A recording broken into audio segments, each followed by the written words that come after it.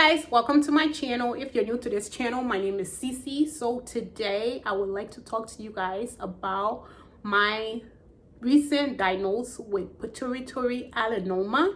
So if you're new to this channel, please like and subscribe, show your love and support to me, and I would like to share my story about this pituitary tumor with you guys. So please like and subscribe right down below.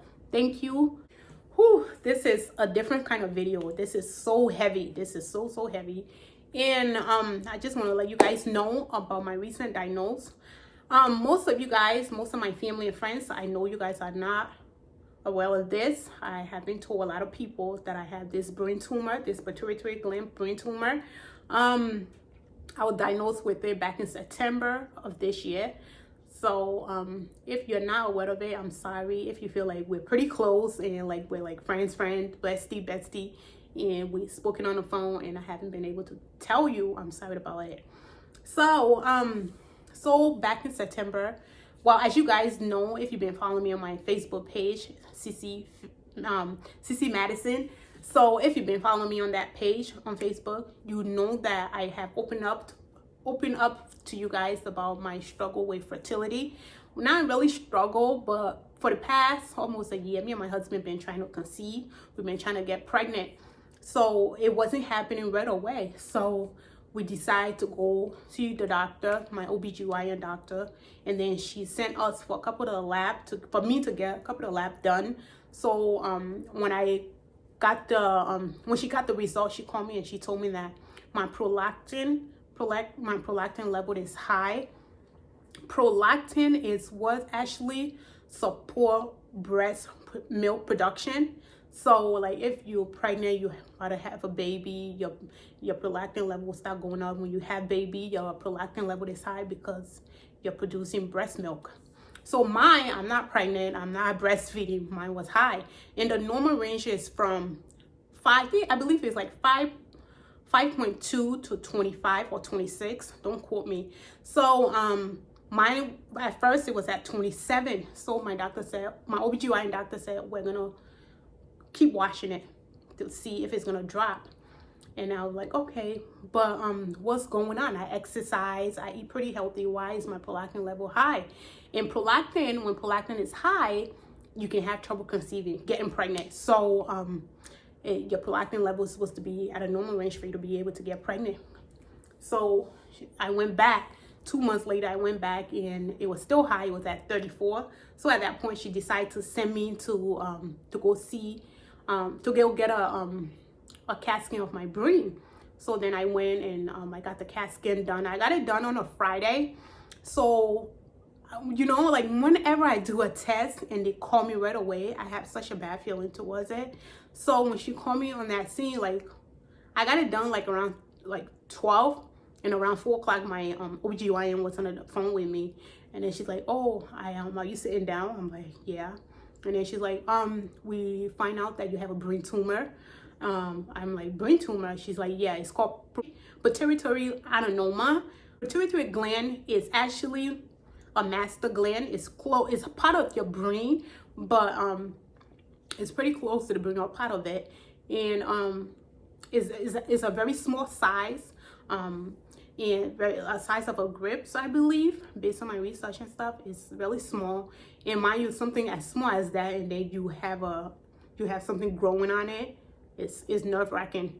So she said, yeah, that's what it is. It's not as big yet. It's like 2 centimeters, so it's not a bit too big, but it's big. So we're gonna have endocrinology people call you on Monday. And I'm like, what is endocrinology? She's like, they are like a group of they specialize in medication that deal with the hormones, and also the hormones in the gland, the pituitary gland. And I was like, okay. So I lost weight. Like that same day, I lost a lot of weight because I was so stressed and so worried. Like, brain tumor. Because when you tell somebody they have a brain tumor, people are like, oh, brain tumor, that's a death sentence. Okay, Sissy about to die. You know, like, wait, I'm about to die. I'm about to leave my son and go. No, 2020, you're not taking me out. No way, no way, no way. you know, just stop praying and just worry. I wasn't eating, like, I wasn't even trying to tell my husband because I didn't want to stress him out, you know, but I have to tell somebody, you know. So when he got home, we chat about it and he encouraged me. We pray. You know, I'm very religious, you know. I'm not perfect. Nobody's perfect, but I'm a Jehovah Witness and I love my religion. And my friends in the Kingdom Hall, they're really good people. They pray for me and stuff. Like, I just have hope because I believe without Jehovah, I'm nobody. You understand? With his blessing, I am just great, you know. And I have hope, and I decide to rely on him, you know, because the Bible said that's what we should do, to do not be anxious about anything, to pour our stress on our God Jehovah. So I decided to do that. And so Monday came, and they called me, the endocrinology. I don't pronounce things right, excuse me, okay? So the endocrinology, they called me, the group of she called me, it was a lady. So she called me and she told me my tumor, what it is. She kind of educated me a little bit about it. Mind you, this whole weekend, all I was doing was researching stuff, like everything, watching video on YouTube. Like, I was doing everything because that's how cuckoo I was going. I was just feeding my brain with so much information to a point that I was going crazy. You understand? And so pituitary gland, the reason is pituitary gland, when you have tumor on it, you won't be able to conceive. You're gonna have a hard time conceiving, because that prolactin is, your prolactin is high, and you're not breastfeeding. Why is it high and stuff like that? And so they decided to put me on a medication. She decided to put me on a medication, the endocrinology. They put me on a medication called cabergoline. I hope I'm pronouncing that one right. I hope I'm not butchering it now. So cabergoline, they put me on cabergoline in 0.5 milligram twice a week. So I'm taking like Monday and Thursday, 0.5 milligram. So I'm taking it right now, and it kind of been helping. The thing about the symptoms, I really didn't have any symptoms, but what I did have was, of this tumor, I didn't have any symptoms, but what I did kind of have is, I had a really bad migraine. My head would hurt so bad, and I would just look at it as just basic headache. So I would just take like ibuprofen, Tylenol, and stuff like that. I didn't know there was actually tumor growing on my pituitary gland, you know. As I mean, 2 milligram is big, you know. Honestly, it's big. Something as small as a grape size, and something's growing on it. I think that it's a big deal. So yeah, I've been going through it. 2020 been trying to take me out of here, but he's a liar. 2020, you are a liar, because I'm here, and I'm here for a long time. But so they put me on cabergoline. Cabergoline is a medication that have a couple of side effects, and I will do another video letting you guys know what have been some of my side effects of this medication, and my experience on taking it. So I've been taking it now for about 2 months. I haven't been getting that much headache. I feel much better, and it's supposed to put my prolactin level down, and it actually is supposed to help me get pregnant. So once I'm able to conceive, I have heard some successful story about this. So once I do conceive, they're gonna take me off of it, and then I'm gonna be able to go through my pregnancy. But when I have the baby, I have to get back on it, because it's something that you have to literally be on for the rest of your life, honestly. Because the thing is, if you're not on it, the tumor is growing, and then sometimes when it grow aggressively, it grow bigger, and then you might have to do surgery. And the pituitary gland, your pituitary gland is right behind, like straight through your nose, like right here, is right behind it. It's right behind this skull, and it's part of your brain. So anything with that, it can actually, if it get big, it can actually suppress your nerve, and it's the master gland for a reason. It deal with a lot of stuff with your hormones. And endocrinology people, they're like people who's, like I said earlier, they're special in medication and stuff, in medication that have to do with the gland and your hormones. But there's another medication that if this don't work, my doctor actually want me to try. Yeah, I forgot the name of it. Yeah, I forgot the name of it. So I'm gonna let you guys know too, if I do happen to get on that new medication. But the one I'm taking right now is called Kibogaline. Hopefully I'm pronouncing it right too. But that's about it. That's what I've been going through, and the reason why I'm actually opening up about this, hopefully it can help somebody, or somebody who's just recently been diagnosed with brain tumor, or whatever tumor, whatever type of tumor. Like this tumor actually is cancerless. It's not. That's the good news. It doesn't cause cancer. So I was happy to hear that. So pituitary adenoma is cancerless. So it's not like brain tumor that can cause cancer. So hopefully that makes sense.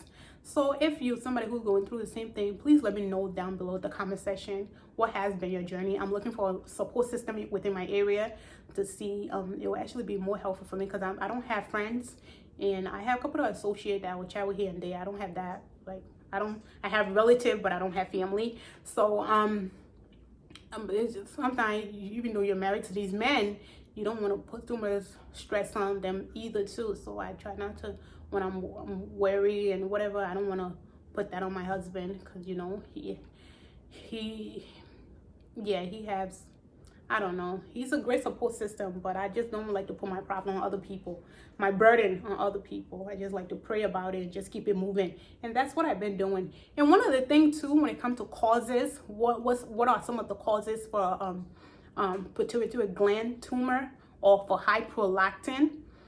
I really don't know, but based on my research and stuff like that, I believe that a couple of research I did with Mayo Clinic, because most of their studies are always accurate. So I believe that like stress will cause high prolactin, and it will carry a prolactin level high. And also people who exercise a lot, if you exercise a lot, and all of that is me.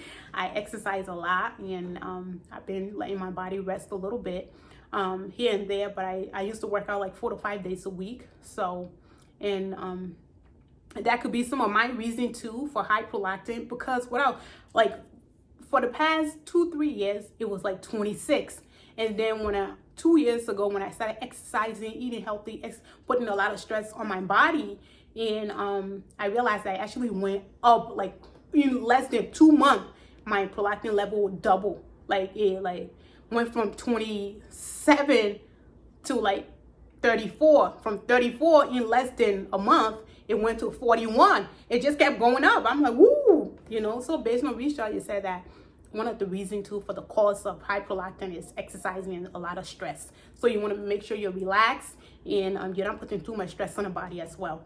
So that's something I realized based on my own personal research. But my doctor been telling me, my OB doctor been telling me, oh, I have people who exercise, who do this, do that, and their prolactin level is normal. And I know I have read so many stories about people who exercise, bodybuilder, and other people who are like fitness expert. They're able to conceive, they're able to have babies and stuff. But I also believe that the body is different.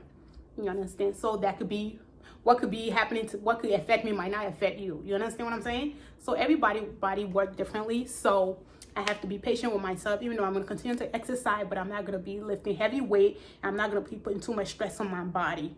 That's how I'm looking at it, because I still want to be able to at least have 2 more kids. You know, my husband don't have any kids. He's 33 and I'm 32. So we want to be able to have more kids. So with that, Kibogaline, hopefully my prolactin level will drop, and hopefully I'll be able to come to you guys with some good news about me pregnant. I can't wait for that day. You know, it's been so many years. I have a soon to be 12 years old. So my husband is ready to be a daddy, like a daddy. He's already a daddy, but he's ready to be another daddy. Okay, so I'm praying, and hopefully Jehovah will bless us with another child. You know, so I'm going to continue to do what I'm doing, pray, and take my medication. So if you're somebody who recently been diagnosed pituitary gland tumor or pituitary adenoma, it's not a death sentence. It's not a death sentence. Have hope.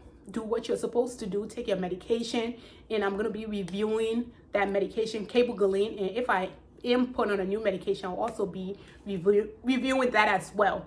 And please, if you're watching this video and you're not understanding whatever I'm saying, I'm talking a little bit too fast like I always do, please comment down below and let me know what I can help you with. And I'm just taking everything. I know Jehovah's blessing is upon me, so I'm just knowing that I'm gonna fight this, I'm gonna get through this, even though that medication is a lifetime thing that I might end up taking forever. Hopefully not, but if you are, please don't put too much stress on your body. Don't overthink it. Don't, just do what you're supposed to do. With God's time, everything will fall back into place. So please have hope and be patient with yourself and do what you're supposed to do, okay? So please like and subscribe to this channel so you can stay updated on anything I post. I will have like different video, different topic that I'll be discussing on this video. I like to share everything, so why not share with the world? Like, why not share something that could help somebody else out there? So some of my people in my community might be like, why is she sharing her business? You know, why is she telling everybody her business? Because I would like to, you know, because I want to. So, you know, a lot of people within my community are very ignorant, so they like to prejudge you and I don't care. That's why I don't mingle with too many people. I'm a loner anyways. But you guys are my friends and family, so please keep me in your prayer and please show your love and support to this channel. Thank you.